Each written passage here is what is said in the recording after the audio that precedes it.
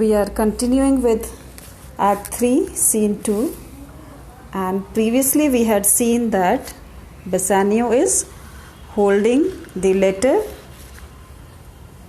written by Antonio, which he sends it to through Salerio, and Bassanio wants to know about the status of Antonio.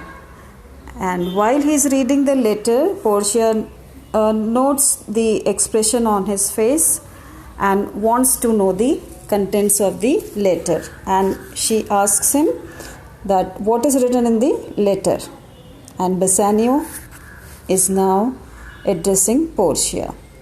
"Oh sweet Portia, here are a few of the unpleasantest words that ever blotted paper.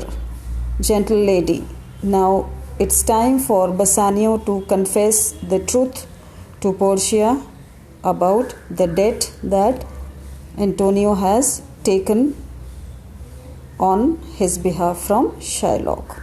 So he's telling her that these are some of the worst words that ever were written on a piece of paper. "When I first impart my love to you, I freely told you all the wealth I had ran in my veins. I was a gentleman." Means when he first introduced himself to Portia, he told her that he is a nobleman and a very wealthy one.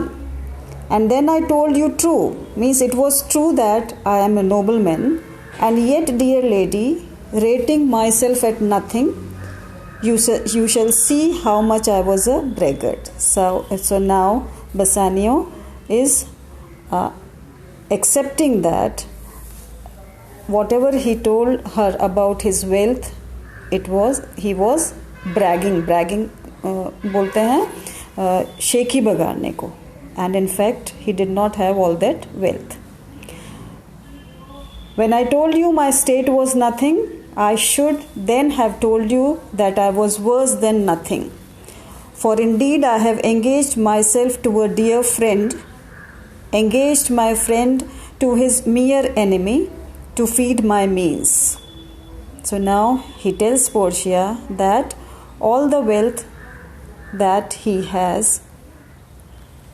been borrowed from or taken as a loan from Antonio on his behalf from Shylock.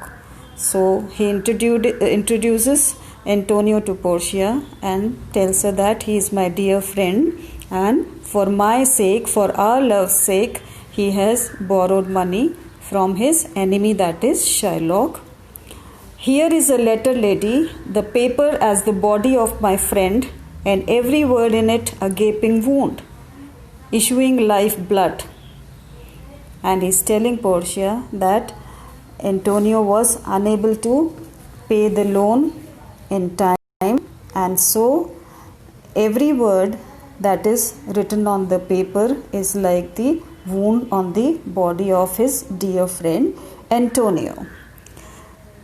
And he asks Salerio, "But is it true, Salerio? Have all his ventures failed?" "What? Not one hit?" Means have all the ships of Antonio been wrecked? Because he had so many ships going to various countries like from Tripolis, from Mexico and England, from Lisbon, Barbary and India, and not one vessel escaped the dreadful touch of merchant marring rocks? Means did not even a single ship come back safely? And Salerio replies, "Not one, my lord. Besides, it should appear that if he had the present money to discharge the Jew, he would not take it. Never did I know a creature that did bear the shape of a man."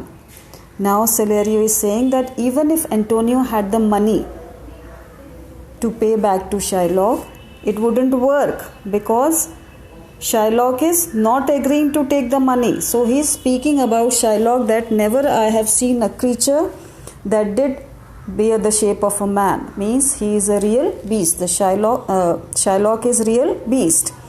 He plies the duke at morning and at night, and doth impeach the freedom of the state, if if they deny him justice. And what is Shylock doing? He is going to the Duke and morning and night accusing the state of harming free trade if they deny him justice. And 20 merchants and the Duke himself and the highest ranking Venetian nobles, they have all tried to persuade Shylock to forget his contract, but he does not agree. He is determined to get the penalty specified in his contract with Antonio. Now Jessica also says that when I was still living with him, I heard him swear to Tubal and Cash, which are his countrymen, that he would rather have Antonio's flesh than 20 times the sum Antonio owed. And I know that unless the law intervenes, it will be a bad news for Antonio. Now Portia asks, is this your good friend who is so much in trouble? And Bassanio says, yes, he is my best friend. He is the kindest man and most courteous to others. He is most honorable than anyone else in Italy. And Portia wants to know, how much does he owe the Jew? Bassanio tells her that the amount owed by Antonio is 3,000 ducats. Portia says, what? That's all? Then pay him 6,000 and cancel the debt. She says, what no more? Pay him 6,000 and deface the bond. Double 6,000 and then treble that, before a friend of this description shall lose a hair through Bassanio's fault. And she tells him that you can take money from me, thrice the amount, and pay it for sake of your best friend. First go with me to church and call me wife, and then away to Venice to your friend. So here we see that Portia is being so nice. She is telling Bassanio, first you come to the church, get married to me, and immediately you leave for Venice to save your best friend. I'll give you enough gold to pay back your debt 20 times over. When it is paid, bring your friend back. Until you get back, Nerissa and I will live like virgins and widows. Let's go, because you will leave me the same day we get married. So now she tells Bassanio to put on a happy face and welcome your friends.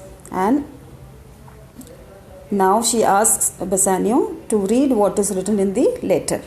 And Bassanio reads the letter, which says that, Dear Bassanio, this letter is written by Antonio, and he is writing, Dear Bassanio, my ships have all been wrecked and my creditors are getting very mean. My money is almost running out and I couldn't pay the Jew on the due date. Since I will certainly die when he takes out my flesh, all debts are cleared between you and me. Now my only wish is that if I can just see you before I die. In any case, do what you want so you are free to do according to your convenience. Affection for me doesn't convince you to come. Don't let my letter do so. So you can stay if your circumstances don't allow you to come. But it's my wish that I want to see you once before dying. And Portia says, oh my dear, make your arrangements to go.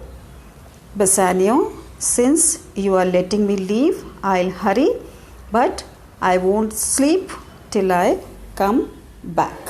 So he promises her to come back soon, and they both exit.